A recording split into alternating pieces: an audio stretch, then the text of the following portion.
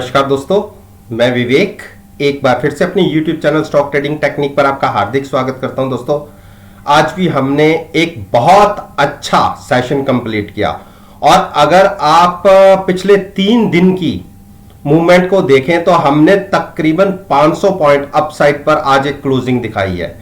और मेरी कल की वीडियो को आप एनालाइज कर लीजिए, चाहे उसके पीछे की 2 वीडियोस एनालाइज कर दीजिए।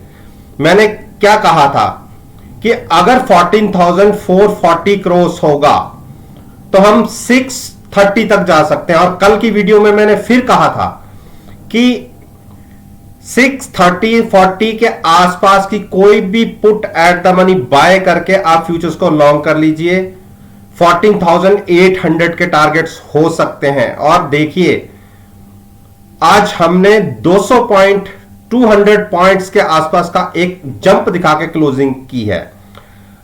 अब यहां से क्या पॉसिबिलिटीज बनती हैं?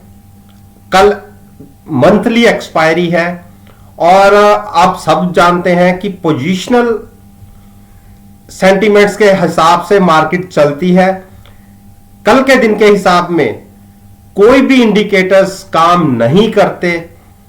इसलिए मैं आपसे एक चीज बताना चाहूंगा कि निफ्टी ने, जैसे मैंने कल भी कहा था, कि एक बुलिश क्रॉसओवर कल कंफर्म हो गया था और आज उस पे एक जबरदस्त मोहर लग भी गई। तो बिल्कुल आप पॉजिटिव साइड पर ट्रेड कर सकते हैं। लेकिन आप ये देखिए, जहां से पिछली गिरावट शुरू हुई थी और हमने 9 डेज मूविंग एवरेज ब्रेक किया था, वो प्राइस था 15,050 का। और यही एक बहुत बड़ी एक रेजिस्टेंस भी बनेगी 15,090। एक बार यहां पर हम अपनी पोजीशन से एग्जिट होंगे, जो हमने नीचे से पुट बाय करके फ्यूचर्स को लॉन्ग करा हुआ है, यहां पर हम एक बार ऑब्जर्व करेंगे। और अगर निफ्टी में मूवमेंट आती है और 15,300 को क्रॉस करती है तो ही एक फ्रेश मोमेंटम बाइंग साइड पर और देखेगा। लेकिन जिसकी संभावनाएं 90% नहीं है। रीजन आपको मैंने अपनी पिछली वीडियोस में कहा था कि निफ्टी पिछली एक्सपायरी में 120 पॉइंट प्रीमियम पर ट्रेड हो रही थी और जाते जाते एक्सपायरी में आप देखिए 10 से 15 रुपए डिस्काउंट के ऊपर है। यानी मार्केट में बायर्स नहीं और शॉर्ट सेलर्स शॉर्ट पोजीशन बना के बैठे हुए थे। उन्हीं की पोजीशन को कटवाने के लिए निफ्टी में ये 500-600 पॉइंट का एक बड़ी मूव देखने को मिली है। कल की एक्सपायरी आप कंप्लीट होने दीजिए, उसके अगले दिन से देख लीजिए, मार्केट आपको फिर से नीचे के ट्रेंड दिखाना शुरू कर देगी। तो कल के लिए आप एक बार हैजिंग के साथ पॉजिटिव साइड पर ट्रेड कर सकते हैं। लेकिन कल के दिन के बाद लॉन्ग साइड पर पोजीशन कैरी मत कीजिएगा। कॉल को बाय करके फ्यूचर सेल करने की स्ट्रेटजी होगी कल की एक्सपायरी के बाद, मे एक्सपायरी में, यानी कल का ट्रेडिंग डे निकल जाने के बाद। अब बात करते हैं बैंक निफ्टी की। देखिए, बैंक निफ्टी में मैंने कहा था अगर 33,150 या 200 के ऊपर हमें ट्रेडिंग मिली तो हम 35,000 तक का एक जंप देख सकते हैं। और मैंने 2-3 दिन से लगातार कहता आ रहा हूं कि मुझे निफ्टी के कंपैरिजन में बैंक निफ्टी ज्यादा स्ट्रेंथ दिखाती दिख रही है। और उसका 2 दिन की अगर मूव को देखें तो कंफर्मेशन भी बनती है। 32,100 के ऊपर मैंने बोला था कि हम 33,200 तक जा सकते हैं। पहले 1,500 पॉइंट 1,500 पॉइंट्स, अगर 33,200 के आसपास हमें ट्रेडिंग मिलती है और लगातार हाफ एन आवर बने रहते हैं तो मेरा टारगेट 35,000 का होगा। यह मैंने कल ही बोल दिया था और आज हमने तकरीबन 33,800 पर क्लोजिंग दिखाई है। अब यहां से आपको कैसी मूव लेनी है? देखिए, बुलिश क्रॉसओवर नेगेटिव साइड पर हुआ है, यानी ये जो आप अगर MACD को समझते हैं तो ये एक जीरो लाइन होती है, जीरो लाइन से नीचे माइनस के होता है और यहां पे पॉजिटिव साइड होता है। यानी अगर क्रॉसओवर आपको पॉजिटिव साइड पर मिले तो जबरदस्त स्ट्रेंथ मार्केट के अंदर होती है, लेकिन रिवर्सल अगर देखने हो तो वो नेगेटिव साइड्स पर दिखते हैं। और जैसा कि एक रिवर्सल दिखा है आपको एक क्रॉसओवर का, तो यहां पे बैंक निफ्टी एक स्ट्रेंथ दिखा रही है, तो इसलिए बैंक निफ्टी को आप लॉन्ग कर सकते हैं, लेकिन हैजिंग के साथ ही लॉन्ग कीजिएगा। मुझे नहीं लगता कि बैंक निफ्टी फिलहाल 33,200 को ब्रेक करेगी। क्लोजिंग मिली है 33,800 की और मैंने 35,000 का टारगेट बताया है, तो बिल्कुल आप at the money put buy करके फ्यूचर्स को लॉन्ग कर सकते हैं। एक अच्छी बड़ी मूव की और तैयारी होगी, उसके बाद हम एक पोजीशन वहां पे एनालाइज करेंगे कि वॉल्यूम वेटेज मूविंग एवरेज क्या बनती है, बायर्स में कितनी स्ट्रेंथ है, वहां पर एनालाइज करके उसके बाद हम एक ओपिनियन अपना जनरेट करेंगे। देखिए 35,000 जो मेरा टारगेट है उसको आप पत्थर की लकीर मत समझ लीजिए, वहां से 1% 2% ऊपर नीचे हो सकता है, तो आप ये मान के चलिए यहां से तकरीबन 1000 पॉइंट की 1000 पॉइंट्स की एक मूव और बन सकती है।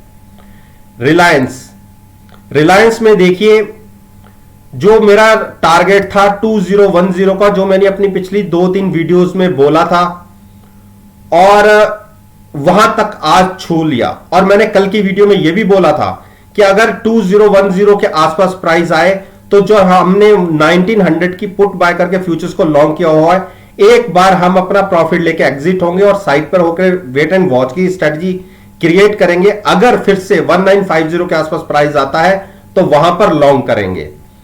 HDFC बैंक देखिए, मैंने अपनी पिछली 3-4 वीडियो को अगर आप में देखिए, जहां 1400 के ऊपर ट्रेडिंग शुरू हुई थी, वहां पर मैंने बोला था कि at the money put buy करके फ्यूचर्स को लॉन्ग कर लीजिए।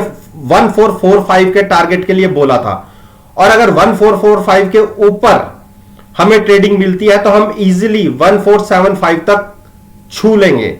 और देखिए आज हमने जो हाई लगाया 1476 का लगाया, और ये 50 डेज मूविंग एवरेज के ऊपर का प्राइस है। यानी यहां से एक जबरदस्त अपसाइड की मूवमेंट के लिए ये स्टॉक तैयार हो रहा है। तो आप 1470 की पुट बाय करके फ्यूचर्स को लॉन्ग कर सकते हैं। पहला टारगेट होगा यहां से 1560 का, यानी यहां से 90 पॉइंट्स का एक टारगेट बनता है। इंडस बैंक को मैं देखिए बाइंग के लिए बिल्कुल मना कर रहा था, और मैं आज भी कहता हूं, इसने एक 910 के ऊपर आज क्लोजिंग दे दी है, बिल्कुल बाइंग बनती है, लेकिन अभी भी वेट कर लीजिए जिसको नई पोजीशन बनानी है। 940 के ऊपर क्लोजिंग आ जाती, वैसे तो अच्छा क्लोजिंग मिली है, लेकिन अपनी बात को और कंफर्म करने के लिए मैं 940 के ऊपर बाइंग करना पसंद करूंगा। At the money put buy करके 940 की वहां से लॉन्ग करना पसंद करूंगा। टारगेट होगा 1070 का, शॉर्ट नहीं करना। HDFC को देखिए मैंने लॉन्ग करने के लिए बोला था, और मैंने कल की वीडियो में क्या कहा था कि आप 2500 की पुट बाय करके भी अगर फ्यूचर्स को लॉन्ग रखेंगे तो 2640 तक के 150 पॉइंट्स का मैंने एक जंप की बोला था, और देखिए आज मिल भी गया। बाकी हमारी पोजीशन नीचे से 2400 की पुट बाय करके फ्यूचर्स को हम लॉन्ग करके बैठे हुए हैं, और कल की मूव अगर हमें एक और मिल जाती है तो हम बहुत अच्छे ह्यूज प्रॉफिट में बैठे होंगे, प्रॉफिट लेके बैठेंगे और फिर देखेंगे कि हमें क्या करना है। अब जिन्होंने नई पोजीशन लेनी है उनको मैं ये एक एडवाइस करता हूं, देखिए इस स्टॉक में स्ट्रेंथ आ गई है, लेकिन फिर भी अपने आप को कम से कम 200 से 300 पॉइंट और सेव करिए। यहां से अगर मैं कहूंगा कि पुट के साथ फ्यूचर्स को लॉन्ग कीजिए, एक्सपायरी के शुरू में प्रीमियम बहुत ज्यादा होते हैं, आपको 80 टू 90 पॉइंट्स का तो प्रीमियम देना पड़ जाएगा अपने आप को हेज करने के लिए। तो वो प्रीमियम ना देते हुए हम नीचे की तरफ 2500 की पुट सेल करेंगे।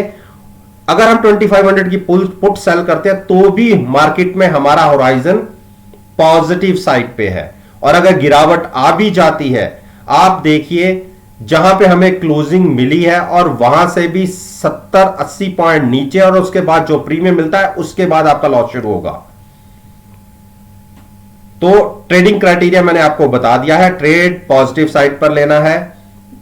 जो पोजीशन को लॉन्ग साइड पर लेना चाहते हैं, जब तक 2540 के ऊपर प्राइस है, घबराने की बात नहीं है, स्ट्रेंथ है स्टॉक में। और पिछले अगर 5 दिन की मूवमेंट्स को देखें तो रोज नए हाईज पर क्लोज हो रहा है ये स्टॉक। कोटक महिंद्रा बैंक में मैंने कल बोला था कि 1800 के ऊपर हम इसको बाइंग करेंगे और क्लोजिंग मिली है 1815 की। तो बिल्कुल देखिए, मैंने क्या कल की उसमें बोला था कि इतनी बड़ी गिरावट के बाद नीचे के लेवल्स पे शॉर्ट करना तो बिल्कुल नहीं बनता। जब भी मूव मिली आपको बड़ी मूव मिलेगी।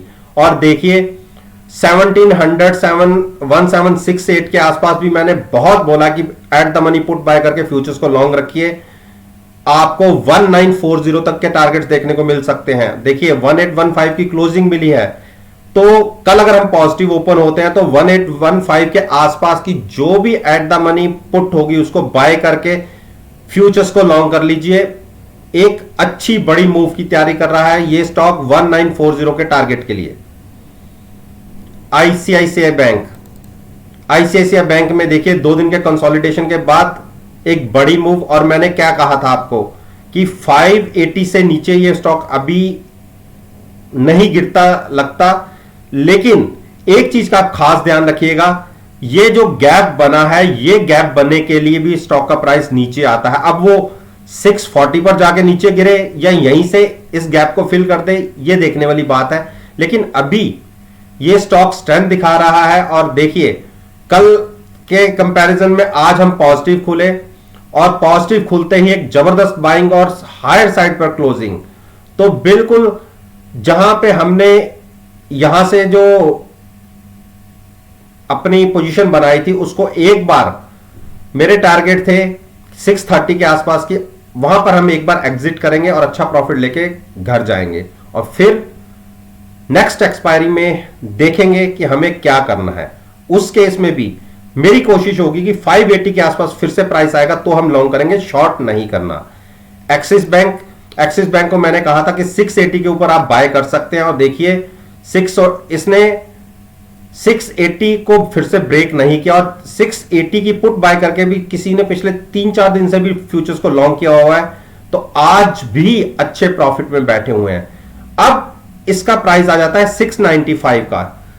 अब जिन्होंने नई पोजीशन लेनी है 690 का प्राइस मान लीजिए, जब तक उसके ऊपर बना हुआ है या 94 के ऊपर बना हुआ है, बिल्कुल शॉर्ट मत कीजिएगा। शॉर्ट करने का इसका प्राइस बनेगा 670 के नीचे जाके, जिसकी अभी संभावनाएं काफी कम है।